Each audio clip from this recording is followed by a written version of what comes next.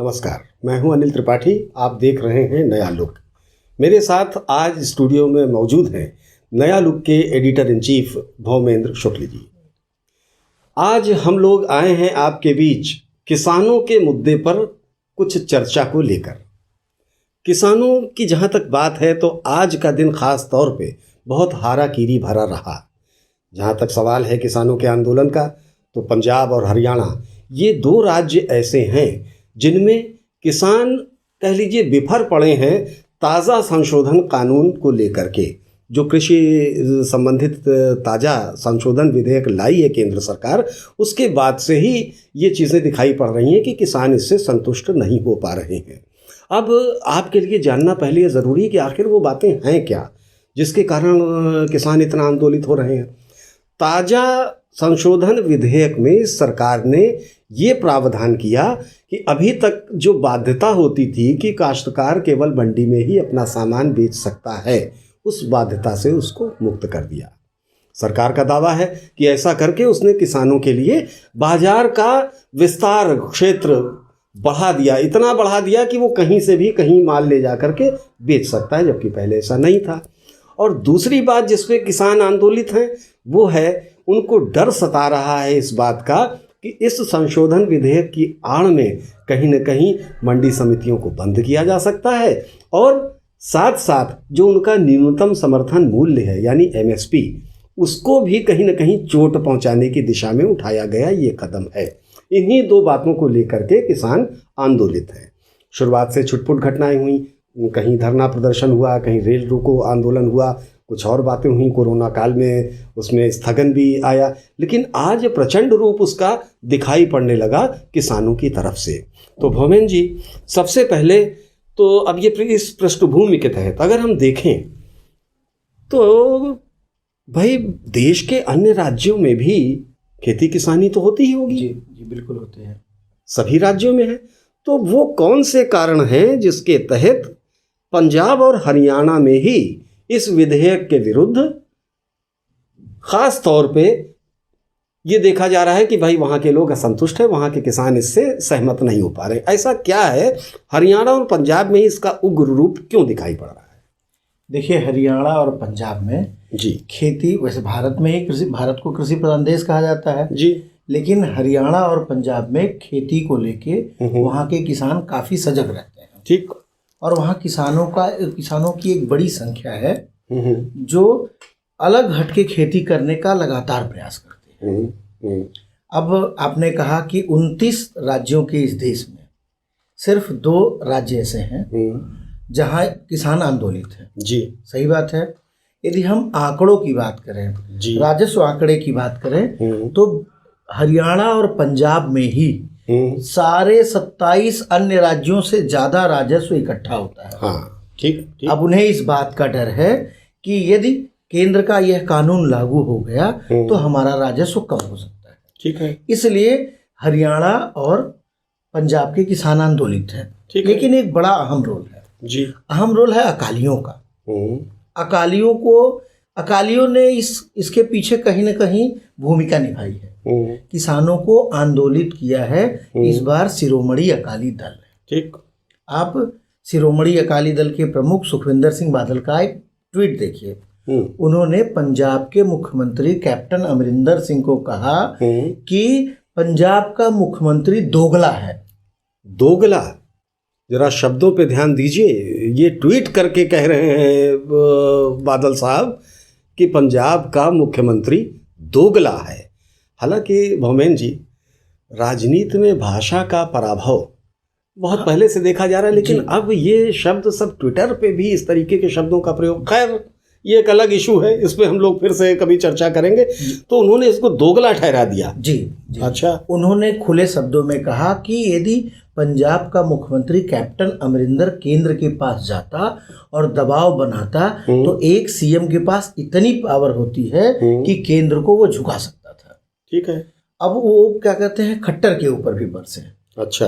खट्टर पे उन्होंने इस तरह का कोई वार तो नहीं किया, लेकिन उन्होंने ये जरूर शिकायत की कि हमारे पड़ोसी राज्य के किसान भी आंदोलित है, वहाँ के मुख्यमंत्री भी हमें समर्थन दें, यदि ऐसा नहीं हुआ तो आपके खिलाफ भी हम बिगुल फूकेंगे। यानी कि उन्होंने चेतावनी दे रखी है। ठीक, अपने पाले में वो खट्टर साहब को भी लाना चाहते हैं लड़ाई और मजबूत बनाने के लिहाज से।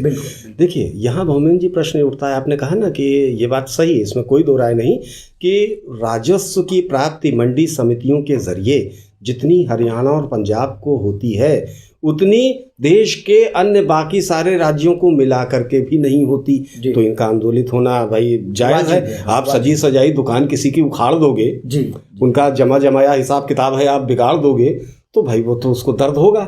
लेकिन आपने यहाँ जो अकाली दल की बात की, अकाली दल, इसमें हम आपसे पूरी तरह सहमत हैं कि अकालियों का रोल इस पूरे घटनाक्रम में शुरू से ही बड़ा अजीबोगरीब दिखाई पड़ रहा है। पहले तो उन्होंने, देखिए, आपकी इतना पुराना साथ अकालियों का भाजपा के साथ, आप ध्यान दीजिए कि पिछले पंजाब चुनाव के वक्त एक समय वो भी आया था जब नवजोत सिंह सिद्धू ने विशेष रूप से ये आगाह किया था केंद्रीय नेतृत्व को कि आप अकालियों के साथ मिलकर चुनाव न लड़ें तो हम आपके साथ भी रहेंगे और शायद हमारी सरकार भी बन जाए। उस समय भी भाजपा ने उनका साथ नहीं छोड़ा। अकालियों ने भी बड़े गाढ़े वक्त में, कितनी भी विपरीत परिस्थितियां रही हों, एक बार आप नीतीश कुमार जी ने चाहे विरोध कर दिया हो, एक समय ऐसा आया था सीएए को लेकर के, उसके पहले का दौर जो था, लेकिन अकाली हमेशा भाजपा के साथ खड़े रहे। भाजपा के साथ हर गाढ़े वक्त में कंधे से कंधा मिलाकर खड़ा रहने वाला अकाली दल मात्र एक संशोधन विधेयक के कानून में तब्दील हो जाने से न केवल केंद्रीय नेतृत्व से अपने एकमात्र सदस्य को बाहर बुला लेता है, बल्कि आनन फानन पूरी तरीके से एनडीए से नाता भी तोड़ देता है। सर, मैं बताऊं आपको, इसके पीछे बड़ा एक कारण है, कोई भी पार्टी धन से चलती है। अब पंजाब में उनकी सरकार तो है, पंजाब में सरकार नहीं है तो राजस्व कहाँ से लाएंगे? पार्टी चलाने के लिए फंड कहाँ से आएगा? चंदा इनको मिलने से रहा। बिल्कुल ठीक। कांग्रेस सरकार इन पे भारी पड़ रही थी। बिल्कुल सही। अब आप देखिए, आंकड़ों की बात करें तो 31 में से 13 किसान, जो 31 में से 13 किसान अन्य संगठन जो है, जी, अन्य संगठनों से हैं। बाकी के 18 अकाली दल के हैं। जी, यही तो मेन पेच है। जी, यही भौमेंद्र जी मेन पेच है कि भाई देखिए, अकालियों का जमा जमाया हिसाब किताब रहा है। पंजाब की लगभग 70 से 80% मंडियों पर अकालियों का कब्जा है। वो जो कुछ भी वहाँ होगा, जैसा कुछ भी होगा, वो अकालियों के मुताबिक ही होगा। अच्छा, और पंजाब, ऐसा ना मानिए, आपने जो शुरुआत में कहा कि पंजाब निश्चित रूप से कुछ अलग करने की कोशिश खेती किसानी में करता है, परंपरागत खेती से अलग वो नव प्रयोग की दिशा में बराबर कदम उठाता है, लेकिन औसत किसान पंजाब का भी देश के औसत किसान से अलग नहीं है। वो बेचारा आज भी चक्रव्यूह में फंसा है। वहाँ की जो कह लीजिए स्थानीय व्यवस्था है साहूकारों की, मंडी में वही अड़तिया है, वही उनका साहूकार भी है। बीज लेने से लेकर बुआई करनी है, बीज खरीदना है, कर्ज लेगा साहूकार से, सिंचाई करनी है, कर्ज लेगा साहूकार से। आपको यहाँ रोकूंगा, साहूकार से नहीं लेता है, वो अकालियों से लेता है। भाई अब हम थोड़ा सा कह लीजिए कि नहीं एकदम क्लियर है, इसलिए कि जितनी मंडी समितियां हैं उन पे अकालियों का कब्जा है। बिल्कुल सही। अब उस कब्जा, अब ये एमएसपी से क्या हो रहा है? एमएसपी यदि एमएसपी निर्धारित हो गई, जी चलिए ठीक है, एमएसपी पे कोई छेड़खानी नहीं हुई। यदि एक मंडी से दूसरे मंडी तक अनाज ले जाने की छूट मिल गई तो अकालियों का दल उखड़ जाएगा, पूरी तरह से नेस्तनाबूद हो जाएगा। जी। अब जिस तरह से अकालियों ने जिस तरह से किसानों को प्रताड़ित किया, कहीं और चले गए तो उनके खिलाफ कार्रवाई करा दे। अरे कई ऐसी घटनाएं मैं आपको बताऊं जहां पुलिस वालों से मिलके उनका चालान करा दिया। हाँ, ये घटनाएं आम हैं भाई। इसकी तमाम सूचनाएं मिली कि बेचारे गरीब का उन्होंने ट्रैक्टर ट्राली अपने ड्राइवर से उठवाई और दूसरे क्षेत्र में भिजवा दी और कहा ये तो अनाज की स्मगलिंग कर रहा है। अब बताइए, जब इस तरह की चीजें हो रही हैं तो निश्चित तौर पे वो इसका विरोध करेंगे। अब भवेन जी यहाँ एक बात और नहीं समझ में आती है कि भाई किसानों के ऊपर अगर इस तरीके का शोषण किया है अकालियों ने, तो आज फिर किसान खुद समझने को तैयार क्यों नहीं है? वो उनके साथ खड़ा क्यों दिखाई पड़ रहा है, आंदोलन में उनके साथ शिरकत क्यों कर रहा है? ये बात है। जिस तरह से सुखविंदर सिंह बादल ने कैप्टन अमरिंदर को दोगला कहा जी, खट्टर पे बरसे, ठीक, केंद्र सरकार को लताड़ा जी, उस तरह से किसानों में एक आस जगी है कि यदि हमारा कोई रहनुमा होगा तो ये सिर्फ सुखविंदर सिंह बादल होगा। इसके बावजूद, इतने शोषण के बावजूद, दरअसल ऐसा है वो निरीह हैं, उनको असली खेल तो पता ही नहीं है। वो बेचारे खाली से, देखिए जो मुख्य असंतोष का बिंदु किसानों के लिए, उनको भड़काया जा रहा है। हम तो इसको भड़काना शब्द यहाँ इस्तेमाल करेंगे। भड़काया इसलिए जा रहा है कि भाई आप कम से कम उस संशोधन विधेयक को ठीक से पढ़िए तो एक बार। नहीं, इसमें लिखा क्या है? 31 में से जो 13 अन्य संगठन है, हाँ, वो कम्युनिस्टों का है और कांग्रेसियों का। भाई देखिए वो तो अब बात केंद्र सरकार की है तो जायज सी बात है, ये अकालियों के साथ है, ये अकालियों के साथ। अब कैप्टन अमरिंदर क्यों विरोध कर रहे हैं? कैप्टन अमरिंदर और सुखविंदर सिंह बादल जो स्क्रीन पे दिखाई दे रहे हैं, वो एक दूसरे का विरोध करते हुए दिखाई दे रहे हैं। अंदर खाने कुछ न कुछ। भाई देखिए भौमेन जी, जहाँ तक सवाल है इस समय वर्तमान राजनीतिक परिप्रेक्ष्य में कांग्रेसियों और वामपंथियों का, तो वो तो ये देश के अंदर का मामला है। वो तो केंद्र सरकार का विरोध करना हो, मोदी सरकार का विरोध करना हो, तो उसके लिए वो चीन, जापान, पाकिस्तान किसी के साथ खड़े दिखाई पड़ने को तैयार है। हाँ। कोई गुरेज उनको नहीं है। हाँ, तो यहाँ तो अकालियों का भूतपूर्व साथी भाजपा का। जी, अरे इसमें कंधे से कंधा मिलाने गुरुग्राम पहुंचे थे आपके पूर्व संस्थापक सदस्य, अच्छा, और स्वराज के सामाजिक कार्यकर्ता, अच्छा, योगेंद्र जी। हालांकि योगेंद्र यादव को खट्टर सरकार ने गिरफ्तार कर लिया, गुरुग्राम में वो कैदी बना लिए गए हैं, लेकिन वहां से भी उन्होंने किसानों के खिलाफ, किसानों के समर्थन में भड़काऊ भाषण दिया। यहाँ तक कि कई संगठन, मेरी बात हुई है अखिल भारतीय प्रवासी परिषद के राष्ट्रीय अध्यक्ष से। प्रवासी परिषद क्या है? जितने भी प्रवासी हैं हरियाणा, पंजाब और दिल्ली में, उन प्रवासियों को एक सूत्र में पिरोया है जिस संगठन ने जी। उसके राष्ट्रीय अध्यक्ष अजय तिवारी कह रहे थे कि मैं तो किसानों के साथ हूँ, मैं भी किसान का बेटा हूँ। आखिर प्रवासी, कौन सा प्रवासी है जो वहां जाके खेती करता है? कोई प्रवासी वहां खेती नहीं करता, वहां तो नौकरी करता है, चाकरी करता है। वो जाके खेत में मजदूरी करता होगा, लेकिन खेती नहीं करता है। वो क्यों कर रहे हैं? इसलिए कर रहे हैं कि भाजपा के खिलाफ एक मोर्चा बनाने की जो पहल हो रही है, उसमें ये भी एक अपना कंधा लगा दें, अपनी सहभागिता उसमें प्रदर्शित करने को लालायित है जी। अब इसके पीछे इनकी राजनीतिक मंशा होगी, लेकिन योगेंद्र यादव का जाना ये एकदम तय कर दिया है कि अब कम्युनिस्ट, कांग्रेस, अकाली, आप और बाकी जितनी पार्टियां हैं वो भाजपा के खिलाफ मुखर विरोध करने आएंगी। अब भाजपा क्यों इस तरह से अपने खिलाफ प्रदर्शन करा रही, अब ये अंदर खाने की बात है, मैं नहीं कुछ कर सकता। ओमेन जी बिल्कुल आप सही कह रहे हैं। लबो-लुबाब चर्चा का निकल करके ये आता है कि दर्शकों आपसे भी ये बात साझा करना बहुत आवश्यक है कि भाई मुख्य बिंदु जो किसानों की आपत्ति के हैं, जिसको लेकर के वो ये आंदोलन कर रहे हैं, वो दो ही हैं। वो दो बिंदु क्या हैं? एक, वो इस बात की गारंटी चाहते हैं कि इस संशोधन विधेयक के कानून बन जाने के बाद उनके न्यूनतम समर्थन मूल्य पर कोई आंच नहीं आएगी। और बिंदु नंबर 2 कि मंडी समितियों का अस्तित्व समाप्त नहीं किया जाएगा। ये दो ही बिंदु हैं जी।